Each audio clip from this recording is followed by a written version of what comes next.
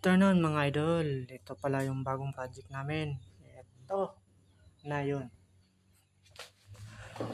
Kakatapos ko lang mag-varnish. Oh. Ayan. Natural beauty varnish yung ginawa ko. Yan oh, grano ng kahoy. Oh. Oh.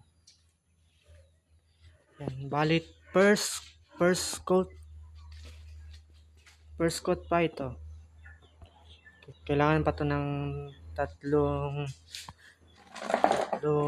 coating bago yung finish product niya. Ayan oh, sa likod.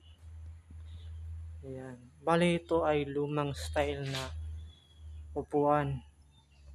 Kasi ito ay upuan ng pari o ano ng simbahan. Bali ang may-ari nito ay taga-simbahan. Kumbaga pari yung may-ari nito. Yung nagpagawa nito ay para daw ito sa simbahan nila. Ayan. Bali first coating pa lang to. Yan, tapos and thank you.